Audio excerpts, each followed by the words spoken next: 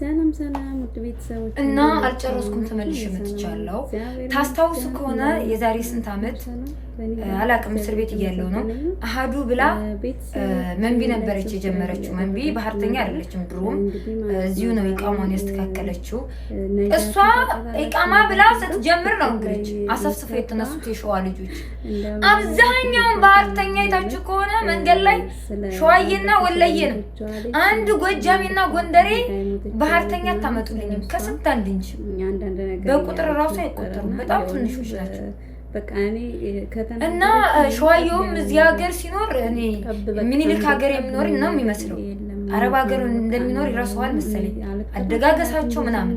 ከስንት ዓመት ግዝገዛ በኋላ እንደገና ወረቀት ፍለጋ በየመን ይሄዳል። ፉክክራቸው በጣም ነው የሚደብረው። ንቁ አሰሩ። እስኪ ደሳሳ ጎጆ መስሪያ ይኖረኝና እኔ እዚህ ሀገር ልኑራ ሀገሬ ነው። በእኛ አካባቢ እንኳን ምን አለ የልጇ እድል ቢረዳት ብዬ ተመኘሁኝ ማለት ነው። ለዚህ ችታችን ውስጥ ይቅጥን ያለው የሸዋ ልጆች ከተቀየማችሁኝም ተቀየሙ።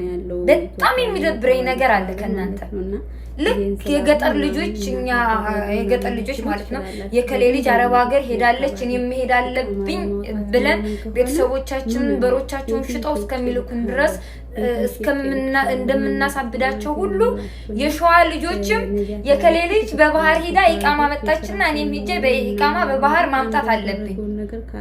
በጣም ትፎካከራላችሁ። በጣም ነው የምትደብሩ በጸባያችሁ የሸዋ ልጆች። አስረግጬ ነው የምነግራችሁ። የሥራ ሰው እንደሆናችሁ አምናለሁ፣ ግን ፉክክራችሁ በጣም ነው የሚያስጠላኝ። በትንሹ እኮ መንቢንና ፍቅርን ማየት ይቻላል። መንቢ ቤት የተሰቃቀለ ዲኮር ካየች ፍቅር በማግስቱ ጧት ቤቷን ጠልጥላው ነበር የምናየው። በጣም ፉክክራም ናችሁ።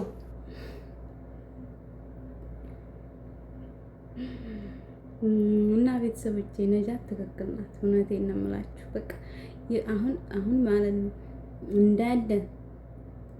እንዳለ ፀጉር ቤቱ የኛ ሰዎች ናቸው እንዳለ ማለት ነው። አሁን ሳውዲ ላይ ሌላ ስራ አይፈልጉም። አንዱ ያዘውን አንዱን ነው የሚይዙት። እውነት እኔ እርግጠኛ ነኝ። በቃ የሸዋ ልጅ ከተባለ የሆነ ስራ ከተከፈተ ከፍታሉ። እንደገና ደግሞ አሁን ልብስ ቤት አለ። ልብስ በሞላ ይሸጣል ሰው ማለት ነው። ሴቱ ኢቃማ ወጥቶ ልብስ ቤትና አረብ ቤት ነው የሚሰሩት በነገራችን ላይ።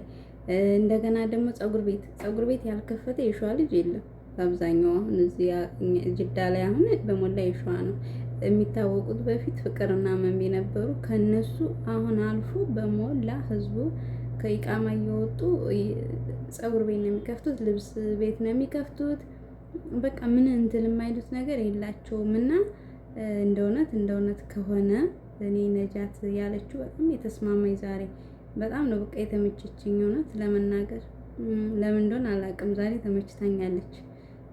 ምን ልላችሁ ነው የፈለኩት፣ የሆነ መታችሁ እንኳን ሌላ ለየት ያለ ስራ ላሰሩበት ነገር እየሄዳችሁ መሞት ምን አስፈለገ? እየሄዳችሁ እከሌ ኢቃማ ወጣ እከሌ ብር ባይኖራችሁ ራሱ እየተበደራችሁ የምትሄዱ አላችሁ አውቃለሁ። ለምን እከሌ ተበድሮ አይደል እንዲያወጣው የምትሉም አላችሁ እንጂ ያ ሰው እየተበድሮ ሄዶ ከፈለው ያልከፈለ የሰው ብር ራሱ ይዛችሁ የምትሄዱ እኮ አሉ። በእውነት ብዙ ሴቶች አሉ የሰው ብር እቁብ ሰብስበው ይዘው የሚሄዱ ማለት ነው። እቁባቸውን ስብስብ ያደርጉና የመጀመሪያ ዕጣ ከወጣላቸው እልም ነው የሚሉ። ከዛ ሄደው ኢቃማቸውን አውጥተው ምናምን ጥፍት ብለው መጥተው ከዛ እንደገና እዚህ እንደገና ይከፍላሉ። የእውነት በጣም አሳፋሪና በጣም የሚያስጠላ ድርጊት የሚያደርጉ ብዙ ሰዎች አሉ ከኛ አካባቢ። እና በስግብግብ ነን። ስግብግብ ሲበዛ በጣም ስግብግብ ነን። ከኛም አልፎ እዛ ያለውን ሰው ራሱ ስግብግብ አድርገነዋል ማለት ነው። እና ከዛ ትክክል ናት። የራያ ሰውና የሸዋ ሰው ነው አሁን በመንገድ ላይ የሚታየው። የእውነት በብዛት በእኛ አካባቢ የራሳ ሰው በሞላ በጣም ስግብግብነታችን የበዛ ነው። እውነት ያለን ነገር ሰው ቤቱን እየሸጠ እንዴት ሰው ቤቱን ሸጦ እንዴት ወደ ሳውዲ ተመልሶ ይሄዳል? እዚህ ሀገር 10 ምናምን ዓመት የለፉበትን ገንዘብ እንዴት መልሰው ለዚሁ ህዝብ ለዚሁ መንግስት ይሰጣሉ? እንዴት መልሰው ለዚህ ሀገር እንትን ይሰጣሉ? ለወረቀት ለዚያውም ደግሞ ህይወታቸውን ገብረው በመንገድ ላይ ብዙ ፈተና አይተው መጥተው ገብተው እንደገና ደግሞ ተመልሰው ሄደው በዛ በመንገድ ላይ እንደገና ተመልሰው ሄደው ያን ሁሉ ብር አውጥተው እንደገና መጥተው ደግሞ ያንን ብር ፍለጋ የእውነት አንዳንዴ እኮ በጣም ነው የሚገርም። ማርያምን ነው የምላችሁ። በጣም ከሚያስገርመኝ አንዱ እዚህ ዓመት 15 ዓመት የሰሩት 20-30 ዓመት የሰሩት ሴቶች አዋቂዎቹ ሁሉ እየሄዱ አወጥተዋል። ባይዘው ለምን መሰላችሁ? እኛ የምንፈልገው መኖር የምንፈልገው እዚህ ያየነውን ህይወት ስለሆነ ነው። እዛ ኢትዮጵያ ላይ ያለውን ህይወታችንን በ2 ዓመት በ3 ዓመት እንረሳዋለን። ጭራሽ እንዳልኖር ነው አድርገን ነው የምንረሳው።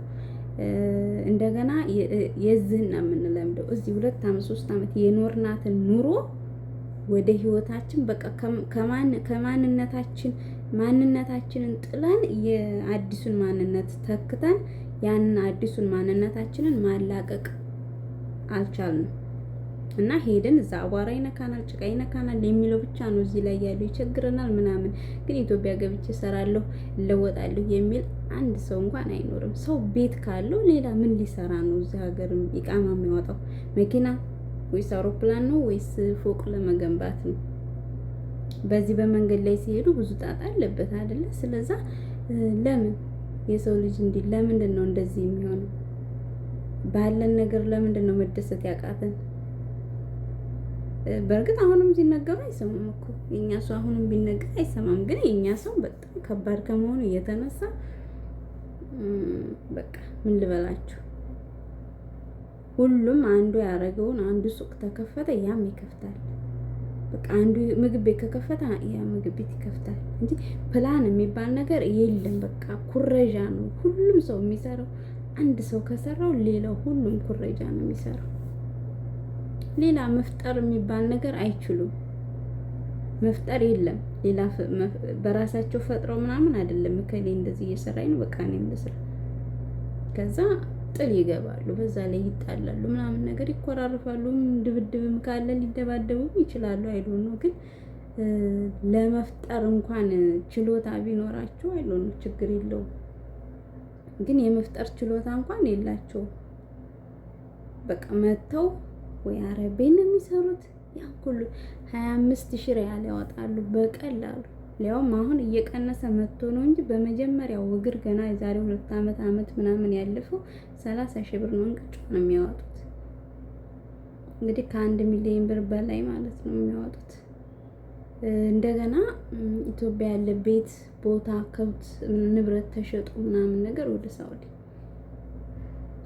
እኔ በጣም የሚገርመኝ ነገር ህዝባችን ምን እየሆነ እንደሆነ አላውቅም። ሞት የሰው ሀገር ሞት ነው ወይስ የሌላ ሀገር ሞት እንትን የሚለው?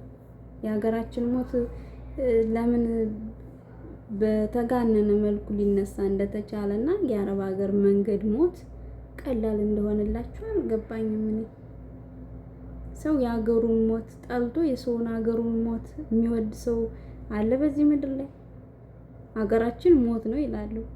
ከዚህ ወደ ኢትዮጵያ ሲገቡ ከኢትዮጵያ ወደ ሳውዲ ሲመጡ የሚሞቱትን ሞት ግን አይቆጥሩትም። ለምን እንደሆነ አላውቅም። እሱ መድኃኒዓለም ይሁናችሁ። እኔ ሌላ ምንም የምለው ነገር የለኝም እውነት ለመናገር። እና ቤተሰብ ላይክ ሰብስክራይብ እያደረጋችሁ ነጃት ተመችታኛለች ዛሬ ሂጅበት።